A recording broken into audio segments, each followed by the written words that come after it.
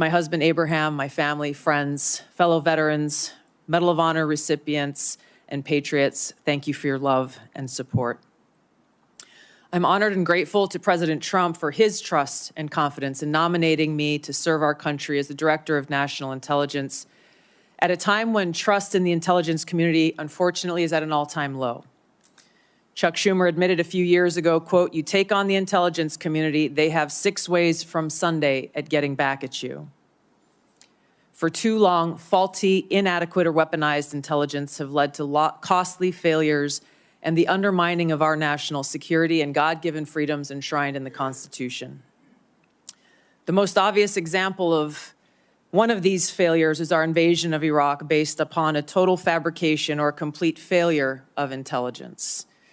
This disastrous decision led to the deaths of tens of thousands of American soldiers, millions of people in the Middle East, mass migration, destabilization, and undermining of the security and stability of our European allies, the rise of ISIS, strengthening of al-Qaeda and other Islamist jihadist groups, and strengthening Iran.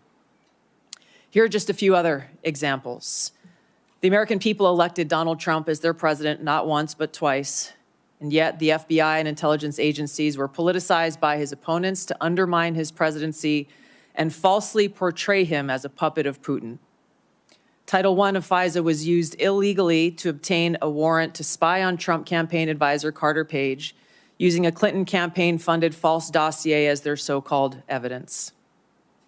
Biden campaign advisor Tony Blinken was the impetus for the 51 former senior intelligence officials' letter dismissing Hunter Biden's laptop as disinformation specifically to help Biden win the election.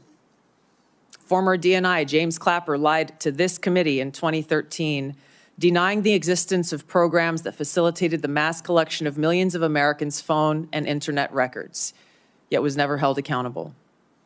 Under John Brennan's leadership, the CIA abused its power to spy on Congress, to dodge oversight, lied about doing it until he was caught, and yet has never been held responsible. Under Biden, the FBI abused its power for political reasons to try to surveil Catholics who attend traditional Latin Mass, labeling them as quote-unquote radical traditionalist Catholics. Personally, just 24 hours after I criticized Kamala Harris and her nomination, I was placed on a secret domestic terror watch list called Quiet Skies. Sadly, there are more examples. The bottom line is this must end. President Trump's re-election is a clear mandate from the American people to break this cycle of failure, end the weaponization and politicization of the intelligence community, and begin to restore trust in those who've been charged with the critical task of securing our nation.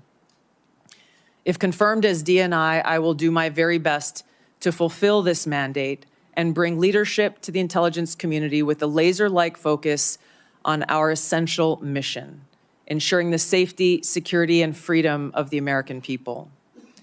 As the President's principal intelligence advisor, I'll begin by leading by example, checking my own personal views at the door, and committing to delivering intelligence that is collected, analyzed, and reported without bias, prejudice, or political influence. I enlisted in the Army because of the horrific terrorist attack on September 11th. And volunteered to deploy to Iraq in 2005, where I served in a medical unit. After nearly 22 years in uniform with 3 combat deployments to the Middle East and Africa, I'm now a lieutenant colonel in the U.S. Army Reserve, where I serve as a battalion commander of soldiers in Oklahoma, Missouri, and Arkansas. I served in Congress for 8 years on the Homeland Security, Foreign Affairs, and Armed Services committees. And it's my experience in the military and in the halls of Congress that have given me a deep understanding of the complex challenges that our nation faces, in both roles engaging with world leaders, in both roles being privy to highly classified intelligence. So I know firsthand how essential accurate, unbiased, and timely intelligence is to the President, to Congress, and to our warfighters. I also know the heavy cost of intelligence failures and abuses. Senator Collins, you led the creation of ODNI specifically to address those intelligence failures of 9/11 and Iraq's so-called WMDs. The need for the ODNI under strong leadership still exists today. If confirmed, I'll bring my experience and fresh eyes to leading the intelligence community. And my day one priorities will be to assess the global threat environment, identify where gaps in our intelligence exist, integrate intelligence elements, increase information sharing, and ensure that unbiased, apolitical, objective collection and analysis to support the president and policymakers' decision-making occur. I'll work to end the politicization of the intelligence community and ensure there is a clear mission focus in the IC on its core mission of this unbiased, apolitical collection and analysis of intelligence to secure our nation. I'll work to rebuild trust through transparency and accountability. This is a national security imperative.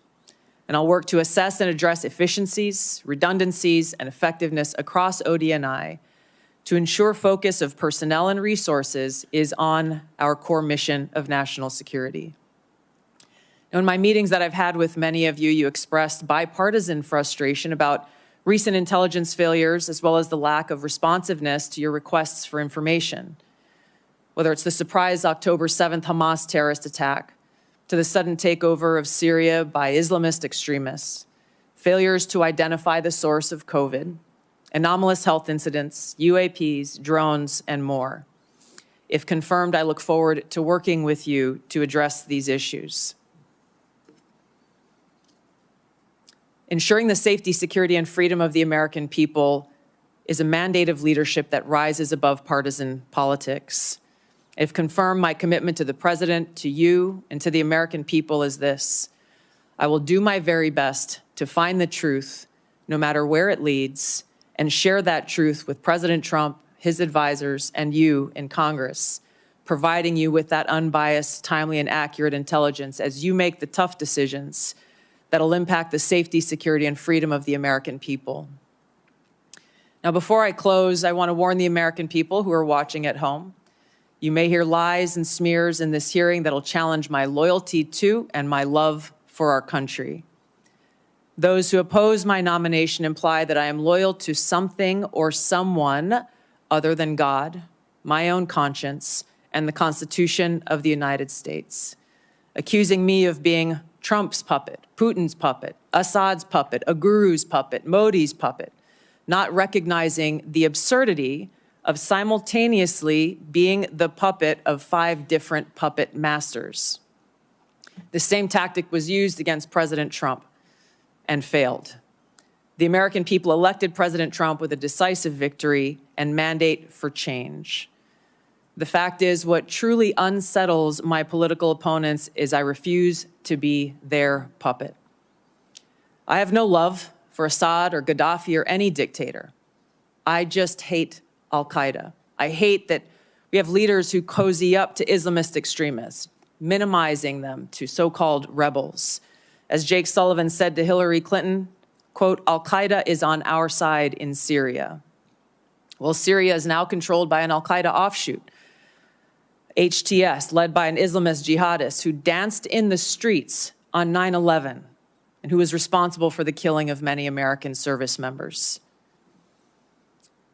Democrat senators in the past resorted to anti-Christian bigotry against some of President Trump's judicial nominees like Amy Coney Barrett and Brian Boucher. I condemn those actions as a Democrat in Congress at the time, as religious bigotry must be thoroughly condemned by all of us, no matter the religion.